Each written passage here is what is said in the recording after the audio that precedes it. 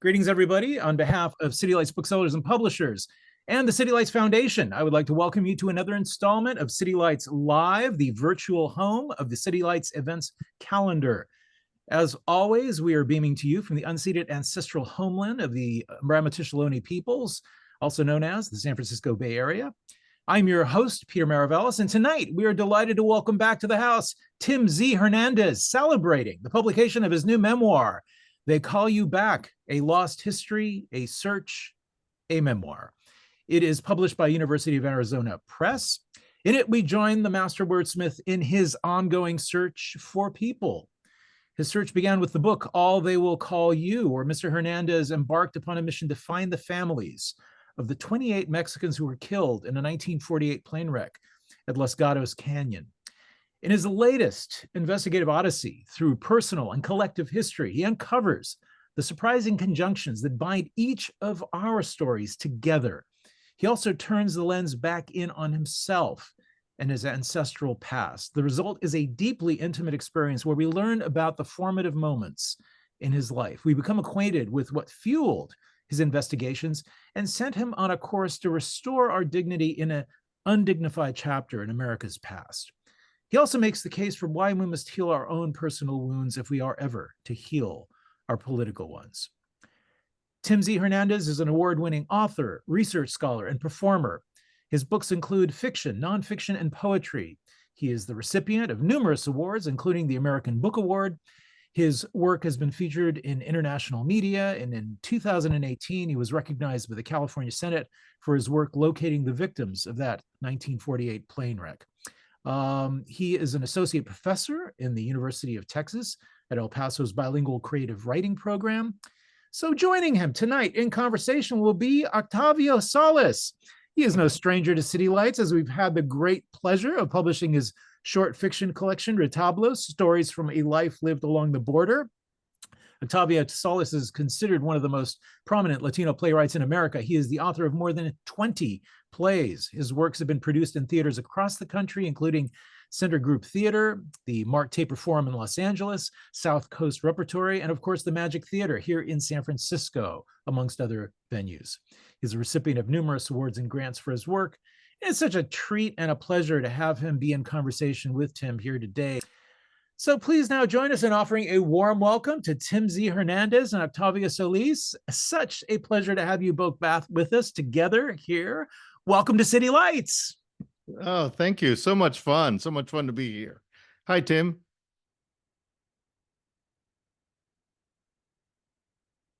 Unmute. Okay. Yeah. There you go. Hi. How are you? Doing it's good. So thank you also. Yeah, appreciate it. Yeah, Peter, thank you very much. It's nice to sort of feel like I'm at home again with City Lights. They always make me feel at home. I think of that as the Valhalla of writing. It's just so many great writers have passed through there and been published through there. So I have great fondness for the people that are there, including one of them who was my editor, who is on this chat now. Elaine. Elaine is right there, and so many other good friends as well that I can see. But I want to welcome you to this as you launch your book tour. It's really such a fantastic book. I loved reading it, as I also enjoyed All They Will Call You. I just think it's a tremendous book. So congratulations. Hey, gracias, Octavio. I appreciate that from you so much, my brother. And, I want to say before we jump into this that, it's an honor. It's a real honor for me to be in conversation with you for a lot of reasons, but mainly because I've been in conversation with your work for over 20 years now. As a younger aspiring writer, I was looking to your plays and to your reputation and to what you were doing. And I was just like, you were part of my own sort of my mental community, the caracol that I was accumulating over time. And I appreciate being in conversation with you. And the same for City Lights books. When I was a budding writer in Fresno and had no books under my belt, I would drive the 3.5 hours to San Francisco just to sit in the City Lights among the shelves and breathe the books in, So it's really an honor that City Lights is hosting this and that you all have been just so supportive of my work over these years. I appreciate being in conversation with you. So thank you. Oh, thank you, brother. That means a lot to me. And now you're even living in my hometown of El Paso. You're in El Yeah, Paso there. You're an associate professor at the BFA Bilingual Creative Writing Department, right? MFA program. Yes, that's right. Yes, yes. And they're at UTEP, and that's such an honor. There are so many great writers that are presently there and have come out of there or being introduced there that I have just started to pick up on, like Daniel Chacon, Rosa Alcalá, but you have just shot right into the stratosphere with this with your recent books, and this one is one of them. So I'm really really honored. Let me ask you. How how did you even I want to harken back to your first book because you can't almost talk about your new book without also talking about All They Will Call You. They're just companion books. How did you come upon the subject matter of this plane crash in which 38 migrant workers, most from the Bracero program, were killed? Yeah, actually, and it was because I was working on the research for my previous novel, Mañana Means Heaven, Mhm. which was Jack Kerouac's Mexican girlfriend, quote unquote, the Mexican girl of On the Road. And Terry? I was Terry, yes, she goes by Terry. Her real life name was B. Franco, Renteria Franco. And she was from Fresno County, and so I was there in Fresno researching, and I was typing into the search engine in the library. I was looking for Fresno County labor camp, 1947-48. I was trying to Mhm. find the labor camp that her and Kerouac had worked at together. And as I was searching, as I kept typing these keywords into the search engine, suddenly this newspaper article, man, just popped up, and it said, 100. It was jarring. It was a dramatic headline: 100 people see a ship fall from the sky, plunge to earth, farm labor accident. So I read the article, and at the same time, I was really into Woody Guthrie's music. I've been into his music for a while, so I Oh, was kind of aware of that song. And all of a sudden, I saw this newspaper article. I read it, and I said, "Wow, this is the same tragedy of this song. I thought it happened in Los Gatos, California, which is on the coast, but it right. didn't. It happened in Fresno County, Los Gatos Canyon." And Yeah. that's it. After that, I was like, I need to know what happened to their remains. And that was it. It was just that kind of a question. So you got to be careful what you ask yourself, because 14 years later, you'll still be working on this. Yeah, it has become a big mission of you that you have been launched on, um, and through working on look because one of the chief facts about this plane crash was that they knew the names of the four people of four of the people: the pilot, his wife, who was a stewardess, one of the immigration officers, and I forget who was it. Was it another officer? I think they knew the names of four. But Co-pilot and pilot. yes, yes, the co-pilot. But they didn't know the names of any of the migrants, and they were buried anonymously in a mass grave. And they were only listed as Mexican national, Mexican national, Mexican national. You published that at the back of the book, and that document, and it was stark how they were, even in death, even in this tragedy, not given the dignity of a decent burial with their names. They just disappeared in that. So it became your mission to learn who they were, to find their names and locate their families, their surviving families. Yeah. How was that journey? Well, yeah, it was at the time. Okay, it's talk about standing at a sort of at a crossroads. Being at the right place at the right time. So as I'm doing this research for a book, and I see this newspaper article, I'm actually working at the time for the California Humanities. Uh, Wow. and my job at the time was for what they used to have, the California Stories Project. So my job was to travel across the San Joaquin Valley, interviewing people about their stories, asking people about their stories. So that's sort of the place I was at in that moment in time. So suddenly it's like, my first thought isn't I'm going to write a book. My first thought was, where are the people buried? What happened to their names? And just a curiosity.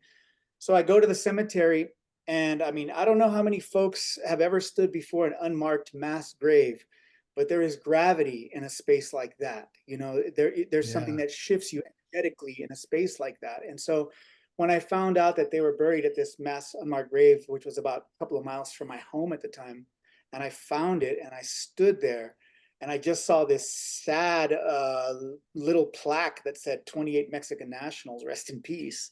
Wow. And the realization that this whole chunk of land here has 28 remains of souls here, and there's no name. It was just moving. It just moved me, you know. And I thought, this is just wrong, you know. And I thought, well, I need to ask. I need to ask the cemetery. This, I don't know how to go about this business, but I'm just going to go knock on the cemetery's door, and I'm going to ask them where are the names. And that's how it began. Yeah. You know? Yeah. That's excellent. I mean, but it's also crushing. Something you just mentioned was that you could feel the vibration, the pull of that site, and you call upon that on that mysterious kind of pull and vibration. Sometimes it's a vibration like when someone hands in your new book, there's a cookie tin that is brought out, and it has these letters, and it has one letter by one of the people that had passed away in the flight that he had written before he boarded the plane, that had been mailed to his family to his sister back in Mexico. And you got to hold the letter and read it, but you describe it as like you could just feel the vibration in that letter as you held it. You're very keen in describing something that feels just that seems to exist on another plane, fire off on another plane. Sure, yeah. You know, I believe that we all have that, right? We all, I mean, that's happening whether we acknowledge it or not. There are vibrations happening all around us all the time, right? And so Yes. it's just about one attuning oneself to that. And so for me, but you know, we sense these things even as children, you know, even, I mean, as early since the moment we're born. But as children, I think children are really receptive to a lot of that. They just don't have the language for it at the time. And you know, later on in life, as I started to, I think, cultivate that intuition, it started to become like, wow, you know, you can feel these things in a lot of moments, you know. And Yes. then when I went to school at Naropa for my undergraduate, there was a class there that was taught by a woman named Lee Worley, and she was a student of Chogyam Trungpa Rinpoche's, and she used to teach a class called Mudra Space Awareness, which it was like, what is this class? You know, it was a theater-based class, because my physical theater was minor. And so I took the class, and it was like everything she talked about articulated and had words for what I had been feeling for a long time already.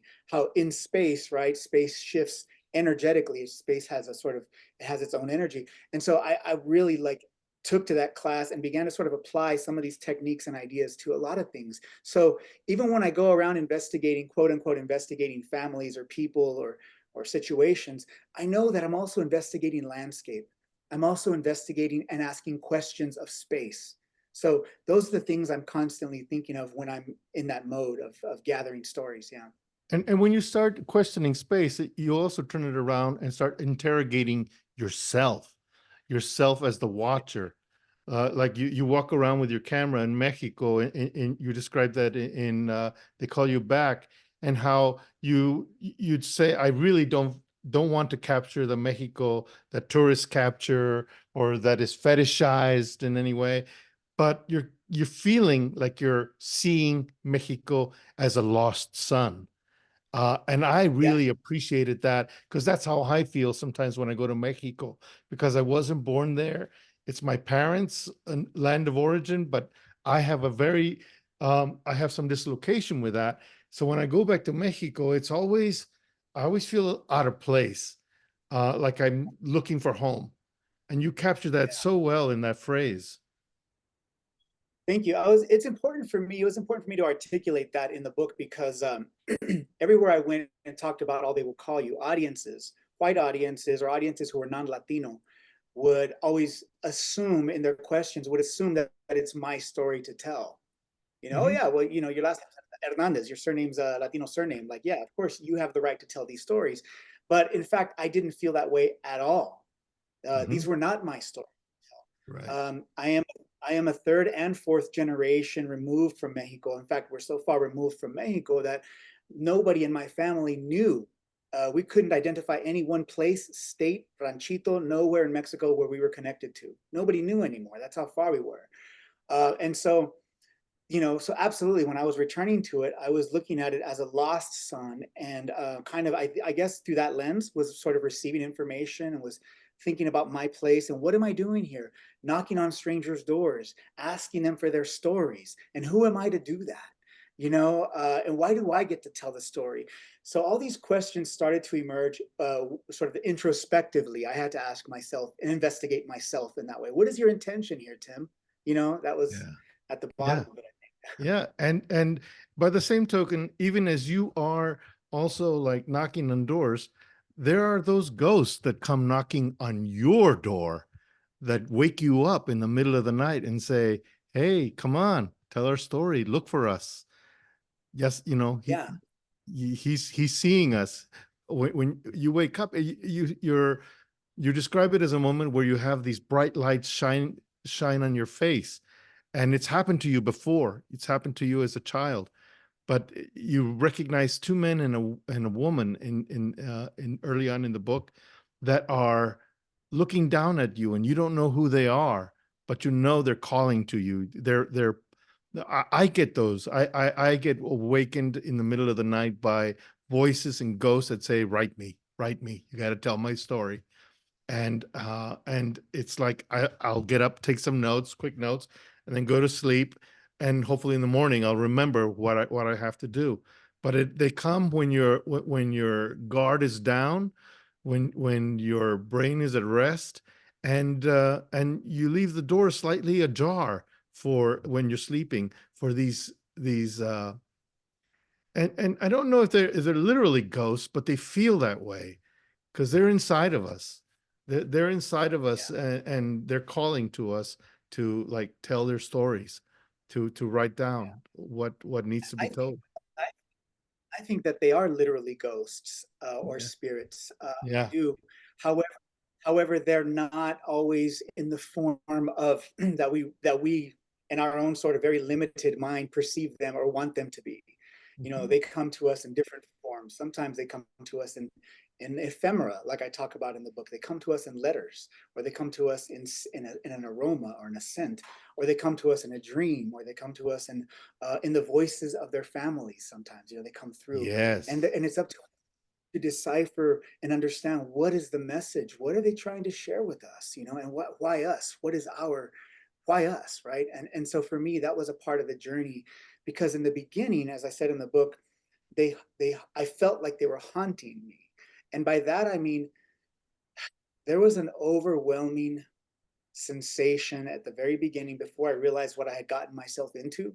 This is like 2011, 2012, when I first started this journey. This overwhelming feeling of like I had just pried open a door to like 32 people's lives, and all their matter just sort of spilled out towards me. And it's like, I mean, I was staying up all night. I couldn't sleep because I kept thinking of this person and this person and this name and this idea and this story.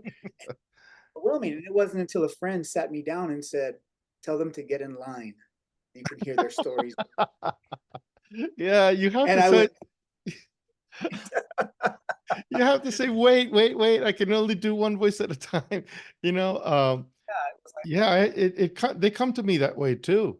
And sometimes it's like, okay, and I'll start writing and it's just not right. It's not right. I'm hurrying it, or they're hurrying me, and it's just not right. So I have to sit around, and then they'll come again and again. Sometimes when I'm in the middle of a conversation, in the middle of a movie, something, I'll be watching a movie with my wife, and something will happen in there that has that isn't even important in terms of the movie, but it'll spark something about like, oh yeah, that dream I had, and for a while, for like 5 minutes, I'll completely forget about what's happening on screen at this movie while I'm in my head processing that and going, oh, now I remember more clearly what that dream was about, or what that ghost was trying to point me to. and then I'll go back and write, and it'll come more readily. Right. Um, Yeah, it's a matter of listening. You're right. can I ask you to read a passage from your book that kind of feels like it summons that, or anything you Yeah. want to read from your book? Yeah, absolutely. I will. I'll read a piece from it. I'll read just a small excerpt, but also I just want to remind everyone too that, we're going to be taking questions. So have your questions prepared, and I guess we'll type them into the chat and all that at some point. So this can be a discussion. Yeah. So this is just a brief excerpt. Let's see, this is actually from the forward part of it. Yeah. All right. Oh, so this is a part where I was getting frustrated because every time, not necessarily frustrated, that's probably an exaggeration, but I was definitely always it rubbed me the wrong way whenever I would get asked by a journalist or just, whoever was doing a story, and they would say, this is your life's work, And I was like, well, it's not just me though. Like there's others involved in this. And so I it's like, sure, my name's on the cover, but really this is the story of like all these people, not just the 32 passengers, but even their families and so many people. So this is a passage that responds to that. And the word "you" is in the title. Yeah, absolutely. Yeah, that's right. They call you back. Yeah. Oh, you. All right. So this is my response to that. It assumes, okay, to call it my work is inaccurate. It assumes that the interest of this story is purely my own, as if it's been a unilateral decision to spend the last 13 years of my life searching for the surviving family of the unknown victims. Let me set the record straight. I assure you in every way, this search has come from both sides of the astral plane. There is in fact the other side, their side, the victims themselves who have the greatest investment in my search. It's they who have been lost to their families for 7 decades. It's they who are the source of immense grief in the hearts of those who love them, many of who still live and walk among us. And it's their families who stand to benefit from my search. It's simply too easy to forget, and at times I have, that it's not my story. This is their story, and I'm but one minor character inside of it, for they too speak. They too have their say in the matter. They, the anonymous spirits for almost a century, have existed in the quiet margins reserved only for ghosts and memories of the disappeared. Yeah. Oh, that's so beautiful. That's so beautiful. You kind of land, but with that passage, you kind of land a little on what you called the methodology of ghosts. Yeah. That's a great phrase. That's really kind of lands on the process that this book takes, because in the process of writing the book and interrogating these ghosts, they also interrogate you. You have to follow them. You have to follow their own structure. And so the book takes on a very different kind of build. It's structured not like any memoir or nonfiction book I've read. It just has its own wonderful, unique structure. It's almost like there's 3 narratives going on interchangeably. There's the stories of the survivors that need to tell their own story about the people who passed away, who died in this plane crash. They're the story of you actually on this journey to get their stories, to find them, to fly to towns, your book starts with that ceremony at the state capitol in Sacramento, where you feel less than, surrounded by the families of the survivors, of the perished workers, surrounded by their families, and Joan Baez also. You just still feel unequal to this honor. Yeah. And then so there's that narrative of you getting to find these people, traveling to all these places. And then there is a third narrative, and it's the one where you dig into your own ghosts, where you start to investigate the narrative of your life, of your ancestors, and the trauma that is built in to through all your ancestors into your history.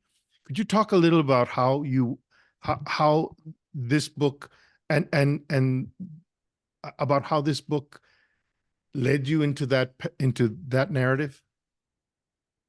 Yeah, the question that always, or I shouldn't say the question, but I think the take that people have when they hear of this story, the angle that they come at it is, there's an injustice. So immediately there's a polarity. There's a them versus us, right versus wrong. And that's always sort of seems to be the sort of crux of these conversations when I go to different communities. But that to me doesn't feel true to my approach to this story. It never has. I don't ever feel like it is a them versus us. I feel very much like it's an us versus us, and by that I mean I feel like we are part of that system, right? And I know that a lot of this has to do with my own spiritual background, but I really believe that, I mean, look, there's a lot of injustice, and we see it, we see it play out to this day. And I talk about that in the book, all the various forms that we see that's still playing out, that invisibility or that dehumanization that happened then in the plane crash, and that's happening today. We see dehumanization and acts of dehumanization everywhere. Right. And it's easy for us to point our fingers to say, they're wrong and we're right. And it's easy also, well, not easy, but it also seems that our journey or our approach to that is, how do we create change? How do we affect change? And I'm always suspicious of the word change, because the thing with change is that it can change back. The thing with change is that, we saw that with Roe v. Wade recently, right? With a stroke of a pen, change changes back. Right. So for me, the approach to me is always less about change and probably more about transformation. How do we transform society? Well, to do that, I feel like we have to look inward. We have to begin by transforming ourselves. Right. So yes, the look outward is the look inward. And I never had the chance to talk too much about that in these presentations I was giving about the plane crash, about how, for me, the beauty of this metaphor, we can call this a metaphor, this plane crash, the beauty of it is that there were different people, different lives, who had different beliefs, who had different backgrounds and experiences, who spoke different languages and prayed to different gods, all in one airplane, in one ship. And they were all hurling toward a common fate together, a fate that spared nobody and that will spare none of us. So there's a lot to learn from that. As if there's any metaphor there, that is the metaphor of this plane crash at Los Gatos. So for me, then it was, okay, well then instead of sitting on a soapbox and telling people, here's how you need to change your lives, here's how you should do better, I had to actually ask myself that question, which is something I think I've done in a lot of my writing, especially my poetry, which is, where do I go wrong? What could I be doing better? Where do I participate in this? And so that's why I started to ask myself these questions in this book, and to delve into my own family, because there are times where I've done others wrong. I'm just as flawed as anybody, where I've done my own family wrong, where I've done the people I loved wrong, where I've committed acts of violence against people I love. All of that is there within me. So then why don't I start there? And that was part of the journey of this book. How do I begin there? And how do I tell myself honestly and look at myself in an honest way that begins to address the personal, which then later on sort of by extension becomes the political. And then it gives you cred. It gives you cred. That way you feel like, well, we can hear him now talk about these other things, if he's also really ready to talk about himself and to talk about scars that he's carried for a while, and scars he's given other people, or that his grandfather or his mother or whatever, that the scars they've collected and amassed in their lives that are still part of your DNA and our collective DNA. It just gives you more cred when you do that. I really loved the account of how you admired your uncle who was in Deming. I've been to Deming, to Mexico. I know it. I know it well. And but that uncle is so vividly portrayed, how you idolized him, how you wanted to be him. You wanted to emulate him. And yet he was so flawed. He was just so terribly flawed. Can you tell us a little bit about that?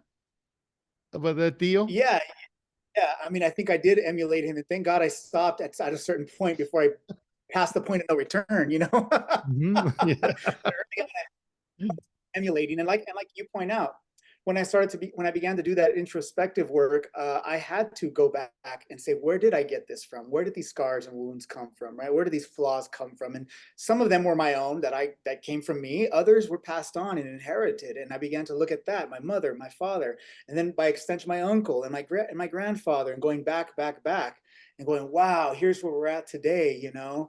And but yeah, for me it was, it's interesting because when people kept asking me, audiences would ask, what made you want to go searching for these people? What made you want to go? Yeah. It was like I had 101 answers. I would always answer something differently. And it was in the writing, as you know, and as probably a Yes. lot of our friends who are tuning in right now, they know, in the writing we discover. And it was in the writing that I mean, I probably wrote about 150, 200 pages at this point before I began to realize, holy shit, it began with my uncle. Like my uncle, like when as a kid, and my mother making us go searching for him in the desert. And it was like, I've been searching for people my whole life. Since I was 10 years old, my mother would take us searching for people, my father. And it was like always looking for my uncle, always looking for this, like, and then all of a sudden, it really became this, to me, he became sort of at least the channel, the conduit between me and a lot of my ancestral wounds, the things that had happened to us in the past. He became the sort of the bridge between that. And so he became one Yeah. of the central, I guess, characters. Yeah. It also starts with Betito, your what would he Yeah. be to you? Your grand it was your He would be my not uncle. he was your uncle, Betito, Yeah. who died as a little boy, and he was buried, but later on you couldn't find his grave anymore. It had been washed away, and the marker had been taken off, and you just couldn't find where he'd been buried, and so that search was in vain. And then you found another Betito who was one of the people that was on the flight, shared the same name, shared almost the same kind of upbringing, uh, and uh, and yet you were able to locate him, if not him, his family in Mexico. He's the Yeah. one who wrote that letter. He's the one who wrote the letter. I ended up learning that he wrote 5 letters home. And Oh, I was able to hold those letters in my hand and talk with the family in Mexico City about it and spend time with them. Yeah, Betito was the first. That's what opens up the whole book, is the story of Betito, my mom, taking us to Socorro, mhm. New Mexico, when I was like 10, and we began searching through this Campo Santo there, this old desert cemetery, and we couldn't Oh my find him. God, I've been there. It's a Have beautiful you? This is cemetery. San It's Miguel really old. Cemetery. Yeah, really old there. Yeah, that's the cemetery my tío Humberto was buried. And my mom would tell us this story of him over and over throughout my life. And she would retell it and retell it. And her grief would rise to the surface when she'd tell about Humbertito and her father, and building this little coffin for him as a baby, and their Yeah, mother, the procession to the cemetery. And I lived with those images in my head. And it wasn't, again, it was in the writing of this book that I remembered that story, and I thought, whoa, we've been searching for people for a long time, and yeah, it begins. And so, yeah, yeah. And by extension, searching for ourselves, yeah, which absolutely. takes us back to lost son. We are lost Yeah, children, also trying to find our family and our way home. yeah, It's yeah, absolutely. I also found that you dealt a lot with your family and the loss of so many tios Yeah. in your poetry volume, some of the which is collected in this book called Some of the Light. I found this poetry volume so good. I had not been acquainted with your verse at all, Tim, and it is really strong, beautiful poetry. Thank you. I appreciate that. Yeah. As we talked about, I think sometimes for me, poetry that's my home base, poetry. I love poetry. That was what I Mhm. studied as an undergrad in graduate school. My focus was always poetry. That's how I began. Those were the first words I wrote. And you know, it was like incredible. For me, I always run back to poetry, but prose for me always feels like hard work. Poetry just feels like it's a natural sort of feeling, you know, poetry. So I think I always return to poetry as almost as a sort of, I approach poetry almost as a journal. You know, I look at it sort of very close to what I do with journal writing. You Yeah, know, it's very, felt so yeah, personal because you were dealing with the breakup of your marriage. You were dealing with the travails of a single father raising two children alone. You were dealing with COVID. I'd never thought of 2020 in this way, but you called it the year of the dead, which feels like, oh man, that just is like so right. It was the year of the dead. It wasn't just, Day of the Dead. It was the entire year was that. And if and the poetry just brings all that up, and it's dangerous. It's really dangerous verse because you're really putting yourself out on the line. And I have to also say that you shouldn't feel like it was, I mean, in spite of the hard work that is prose, especially the kind of prose you're writing, which requires a lot of research. Oh my God, the research you had to do, the places you had to travel, the veracity you had to stick to. In spite of that, it is still such a lyrical book. It's so poetic. It's really beautiful, just really vivid and vibrant, and you describe someone before you show us their photograph, so that when we turn the page and we see their picture, we go, not only is that exactly what he looks like, but I imagine him even different, even more vividly because of the way in which you describe him in prose. Just really well done.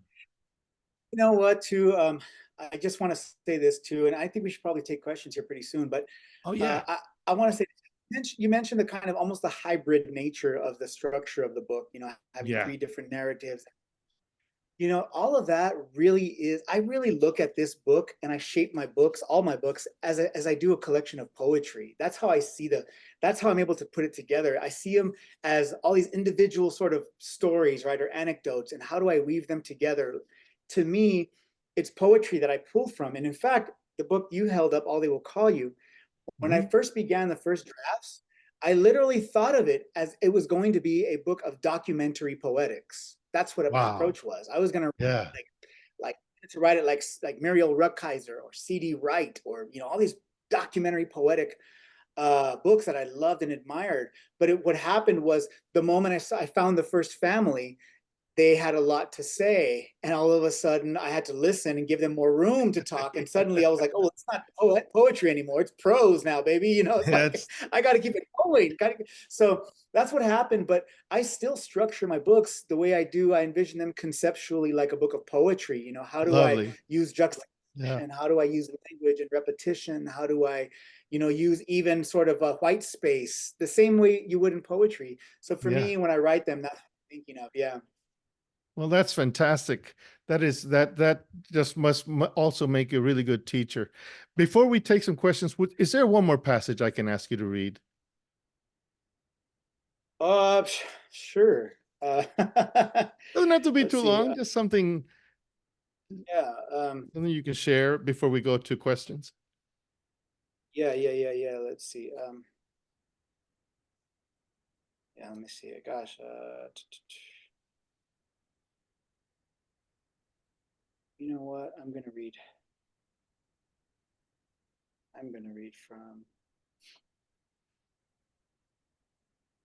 Yeah, I'll read an excerpt from this one here. Wonderful. All right. This is a small anecdote. I'll just read it. When I think of my mother's resilience, I think of my father's too. Months after my Uncle Virgil was killed, my dad lost his job in the auto finance industry. They were downsizing, and because he only had a 9th grade education, he was the first one they let go. Our upward mobility was short-lived. My mother was still at war with cancer, and now my Uncle Virgil was dead, and for the first time in their entire lives, my parents were unable to secure work. They refused to start over again, which for them meant going back to the fields. In a desperate move, they took out whatever meager savings they had and attempted to open up a used car lot in the town of Tulare. For good luck, my father named the car lot after the home he had been yanked from so long ago. He called it Rio Grande Motors. I would see very little of the business because I ran away from Visalia as fast as I could. Not long after it opened its doors, Rio Grande Motors was robbed, and soon after they closed their doors permanently. Now we had lost it all. No money, no prospects, and a heavy desperation set in. Sporadically, I'd visit my parents and I'd sleep in my old bedroom, and then I would leave bright and early the next day because the echoes of my uncle were still haunting the hallways, and I felt suffocated if I stayed there longer than 24 hours. Early one morning, when it was dark out, I had heard a noise coming from my parents' kitchen. I crept out of bed and I walked down the hall to see what it was. I could hear the stirring of life, but I couldn't see anyone. A small dim light was on. I crept closer. As I reached the kitchen, I saw a body that was hunched over in a chair, a tattered flannel shirt and dirty jeans. It was moving slowly. Quietly, I stepped closer, not knowing if it was real or if I was dreaming. As I inched forward, I could see the body was lacing up an old pair of work boots. On the floor next to his boots was a dirty pair of field hand gloves. He felt my presence and he stared at me. Mijo, he said, what are you doing up? It was my dad. Where are you going? I asked him. He reached for his gloves. I'm going to work. What work? I said. I got a job. Where? He hesitated.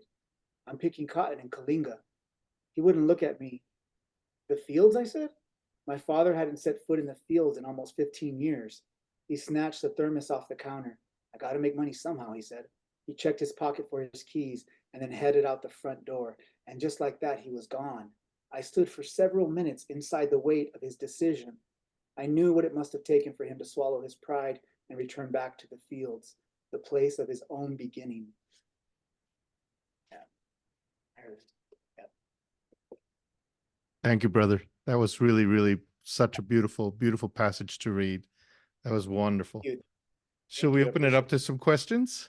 Yeah, I think Peter? we definitely should. Yes, Peter, absolutely. what? Yes, they're starting to come through. I have to say, this is also such an amazing guidebook of sorts, because I keep thinking about sometimes all we're left with really is picking up pieces. And this has happened to me in my life where, you only begin with fragments, and you have to trust that those fragments will speak to you. And I think that what this book has done for me is really kind of show how that process, how if you trust the process, something will happen.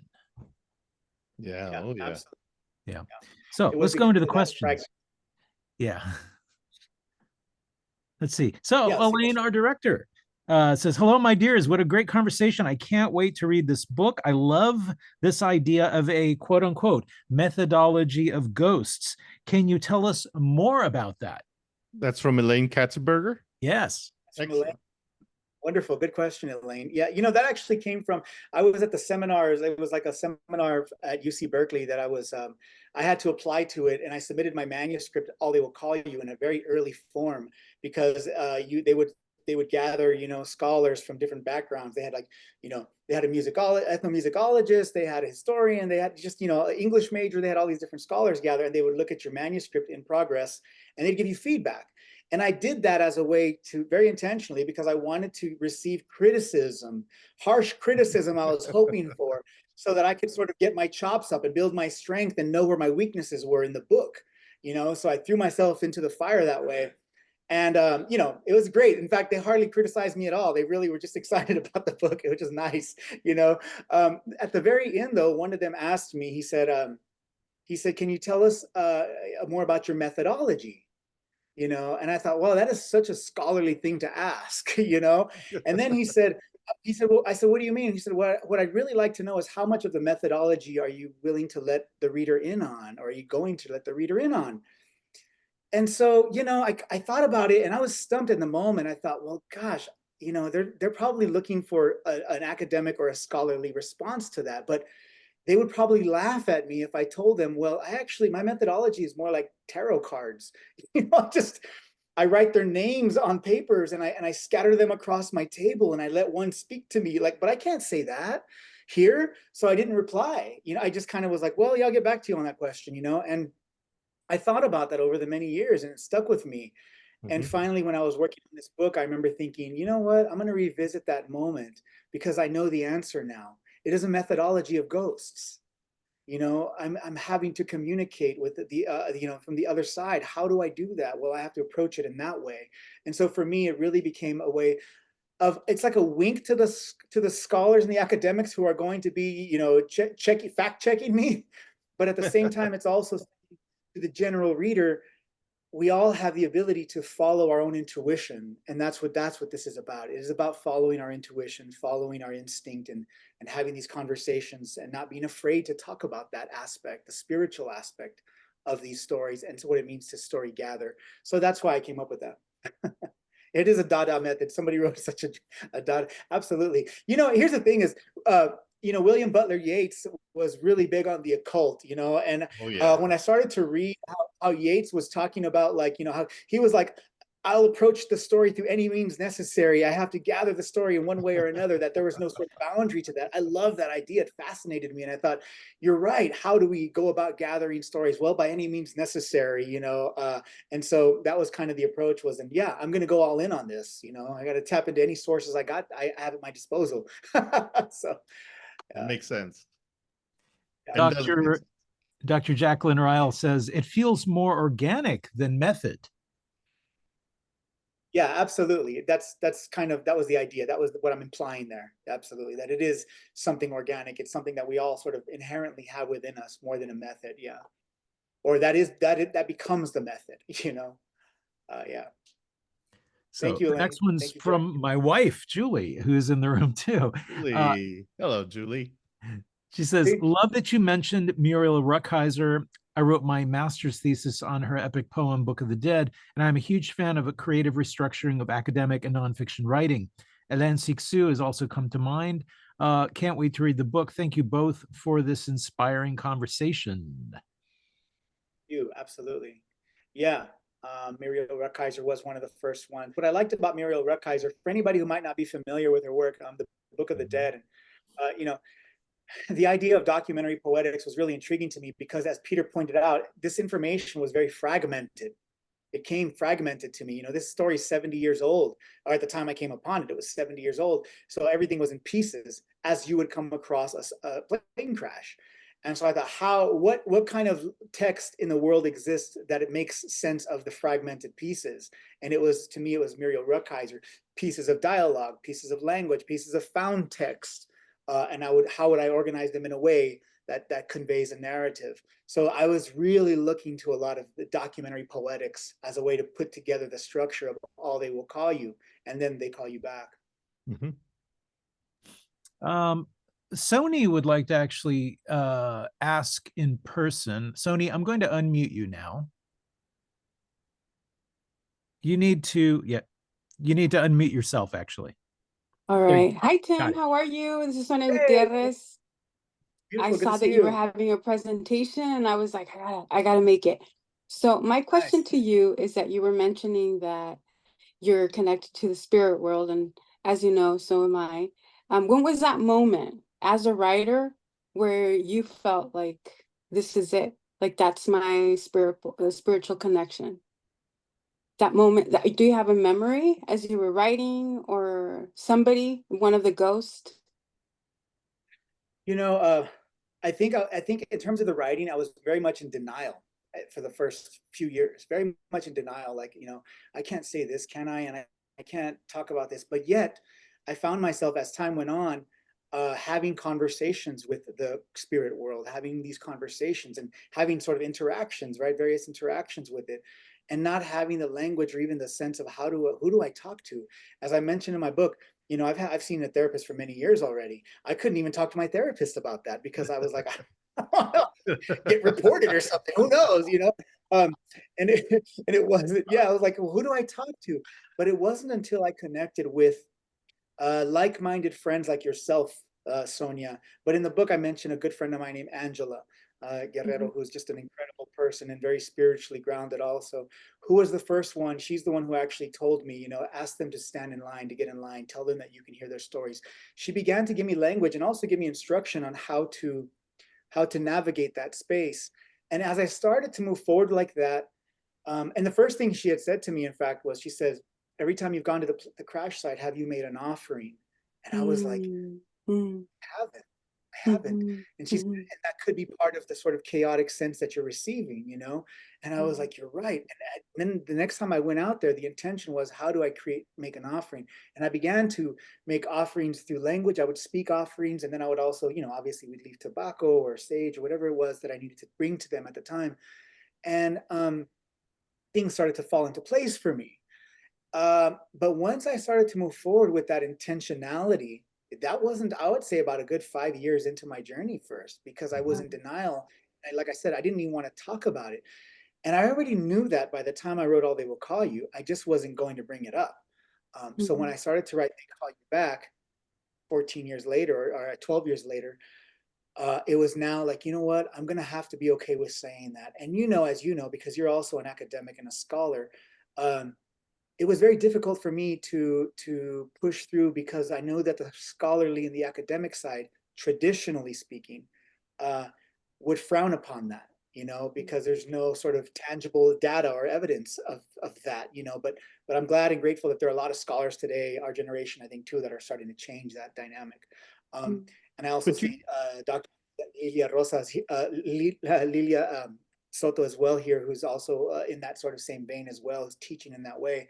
I think that we see that more now, and it's really encouraging. And I think it's encouraging all of us, like yourself, to bring that not just out in our poetry, but in the way we teach and the way we present ourselves in the world. So I'm grateful that that's the shift right now. Yeah. But you also do that Thank you. Oh, thank you, Sonia. I appreciate that very much. But Tim, I was going to say, you also honor and give dignity to the families, the survivor of the families, by honoring their point of view. Like when you described that one family went to the site of the crash, and when they found a burnt out a tree that was still burned from the crash years before, that they put their hand on it and they spoke to their son from where they were, saying, "Aquí estamos aquí," and you described that after that you almost felt like permission to light some sage and spread some ashes. Or I forgot what it was that you did, but you honored them and their approach. Yeah, all of this was a learning curve, you know, because look, I was trespassing onto that crash site grounds. You know, it's up in the canyon. It's fenced off with barbed wire. It's private property, but nobody was around for miles. So I kept trespassing, and I was like, yeah, I'm going to go to the crash site. I'm going to stand there. I didn't know what I was, very naively approaching all of this, the research, the sort of spiritual connection, all of it, you know, the permissions, all these things, you know, which probably if I had gone to school for journalism or investigative journalism, I would have followed the sort of protocol. But I didn't know what I didn't know. So I followed Woody Guthrie's words. You know, he said in this song, This Land Is Your Land, he says, you know, there's a sign there, it says no trespassing. And on the other side, it doesn't say nothing. That side was made for you and me. So I followed those. So anyway, and so yeah, so when I first brought the first family, which was the Ramirez family, Jaime Ramirez and his wife Lilia also, we didn't even talk as we crossed into the wire, into the space. We didn't talk. We just started walking, and I hadn't even told him yet where the space was, where the crash site was, where ground zero was. He just intuitively on his own, you know, bent to the ground right where that space, right where the accident happened, before I had even got to tell him. I look back at him, and he's bent to the ground, and he takes off his grandfather's hat, and he's crying but also praying, you know, with his eyes closed. And when he was done, I told him, that's the site of where the crash happened. You know, he didn't realize that. And this is just yards and yards of free space out there. And he just happened to land upon that one spot. You know, it was like, that's when I began to learn, like, whew, I'm dealing with more out here than just research, right? Exactly. Exactly. Thank you for that question. I was really struck by how you're bending time in certain ways with this book in connecting with the dead. Oh yeah, I felt that. I really, really felt that too. And how you and how you would tell a story, and then you'd stop and then jump to someone else's story, because they're all building. It's like they're going to arrive at the hub, which is the crash. And it's just really interesting the way you broke things up and even went further. Sometimes in telling one person's story, you learn that there was another person who's alive who has a story to tell as well. And then you would just go on a tangent and tell that Doña's story, Yeah. Yeah. I felt like, what do they call it? The Rashomon effect, Yeah. various perspectives telling the same story. I felt like, to me, that was that was the closest I could get to a truth, rather than looking for the truth. How do I let everyone have their voice and their say in this account of the accident, or the relatives have different and even sometimes opposing points of view, because we could get to a greater truth of the story than if I was to say, this is the truth. Yeah. The whole purpose of both these books, at the time when you finally wrote All They Will Call You, you had found the families of 7 and named 7 of the Mexican nationals, quote unquote, that had been interred in this mass grave. But by the time you wrote the second book, They Call You Back, all the names were found. You were so vital in locating the names and survivors of the families, survivors' families of all 38 of them. And you gave them dignity, and you gave them not only names, but you gave their family some kind of healing, because it's largely about they just need to know what happened to them or where they are, and to be able to revisit where they are and give them their name back. That was very, very, very powerful. But you didn't stop there. You also honored the other 4 that were on the flight, whose names we did know. You devoted several chapters in All They Will Call You to Frankie and Bobby, who were the pilot and the stewardess, who were married, and traveled all the way to Rochester to connect with their survivors. And there was a remarkable moment where you where one of them said, Bobby really wanted to spend all her time with Frankie, and became a stewardess so she could fly with him. And she really wanted a baby, and there was a pregnancy test they took, and I just never knew what happened with that pregnancy. And you told them that they found baby clothes on the flight that belonged to her, and that gave them the answer they needed to know. Well, the reports, there's a couple of reports that mentioned that blue baby clothes were found, and they couldn't tell if the baby clothes were either to the Mexican female passenger Maria or to the stewardess. So that was never resolved, right? Like, there was no real resolution to the answer. However, as I mentioned in They Call You Back, after I found the family of the female Mexican passenger Maria, they told me a very compelling story and made a compelling case for the fact that the blue baby clothes were most likely to have belonged to their Aunt Maria, because Maria was carrying clothes back for her firstborn nephew named Mike Rodriguez. That's and right. He was the That's right. family, and she had been known to take and send him clothes. So that would have most likely. And the first time I met Mike Rodriguez, he met me at the cemetery. He came out to meet me, and he was wearing blue, all blue.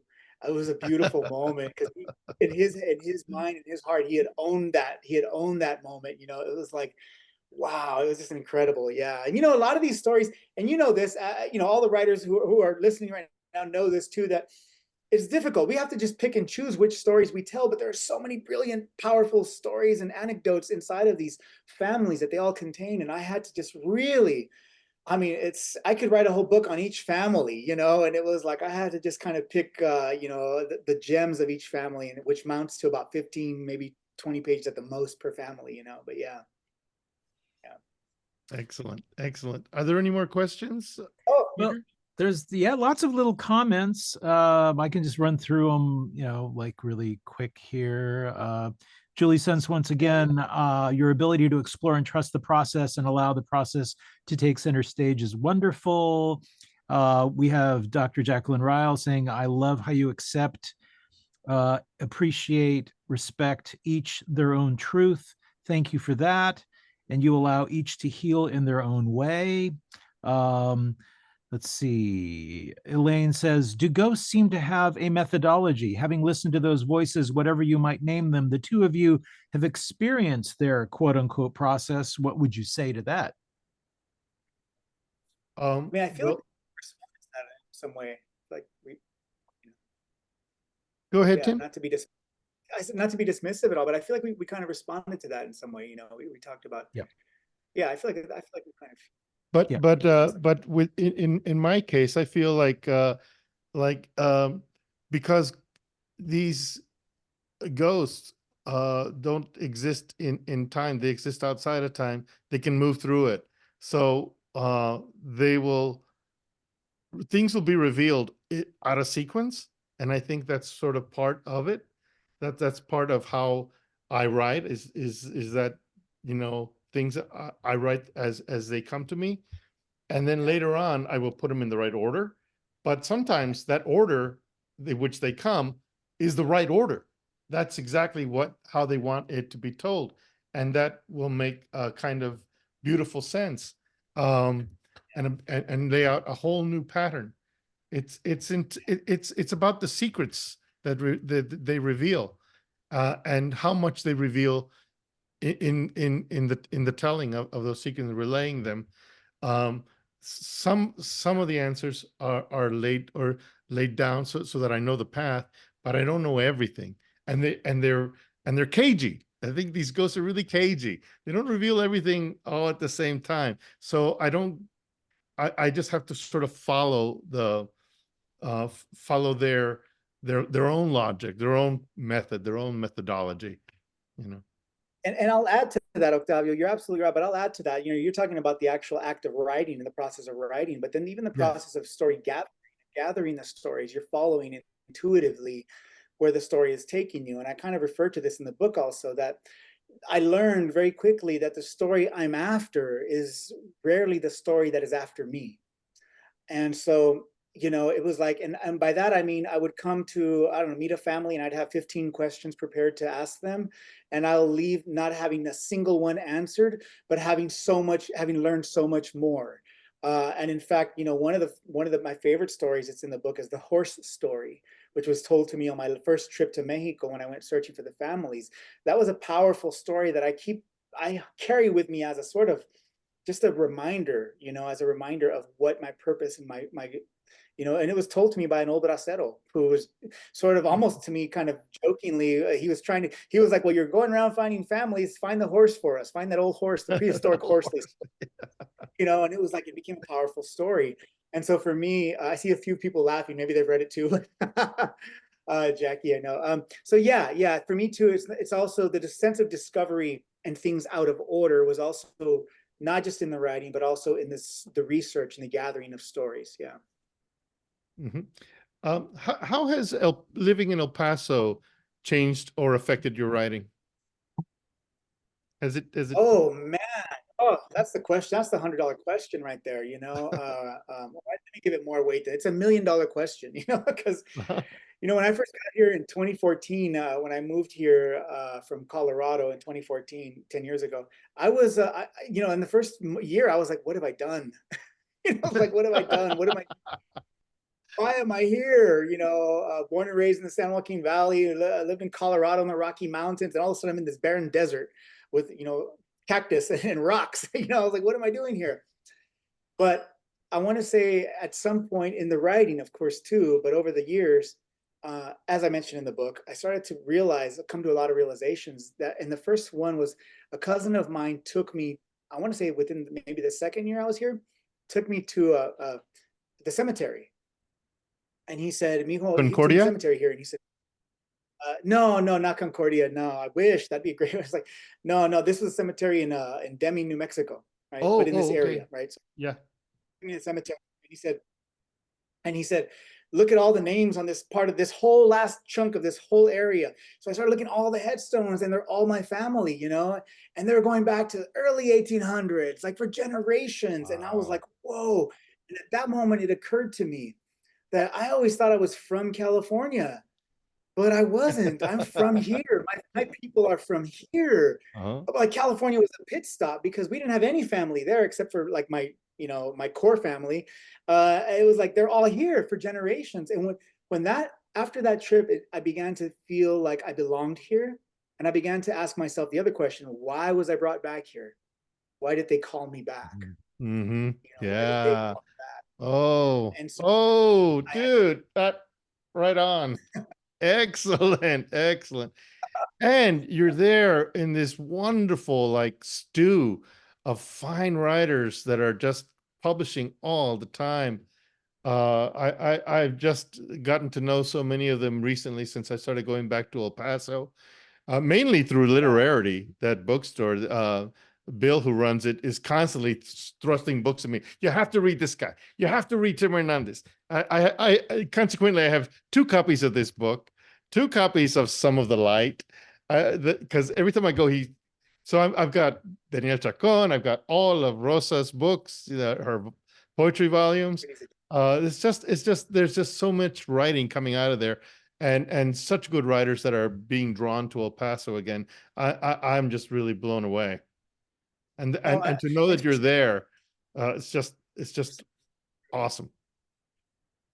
Thank you for saying that. It's true. You know, also the San Joaquin Valley, where I come from, has a real wealth of writers also that I admire and who really helped shape, I think, a lot of my early sort of understanding. You know, I think of Dave Masamoto, writes about his Japanese farm, man. To me, his work was powerful. But the first one who I mentioned in the book, who was my first teacher, was Juan Felipe Herrera. You know, he was the one that pointed at me and said, "You're a poet," when I was just like trying to run away from life and escape, and I was writing whatever I called them, and he looked and he said, "You're a poet, you know, come and read poetry." And I never would have called myself that.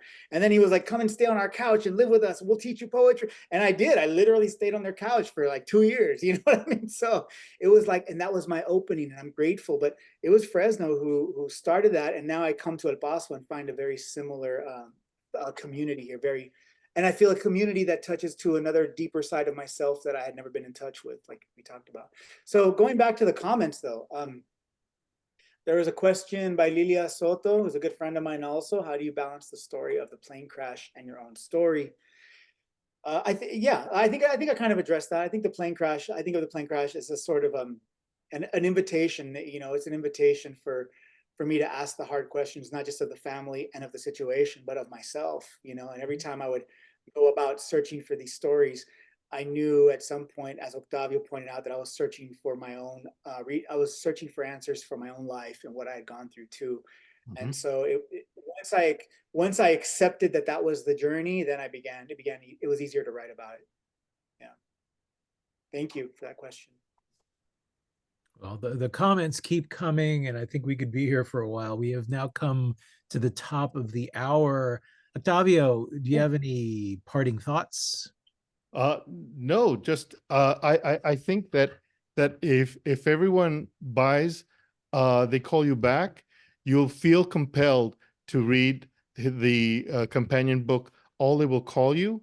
But also, so much of what he is what Tim is citing in his new book, in terms of his personal life, is he really digs into it here in this wonderful collection of his poetry called Some of the Light.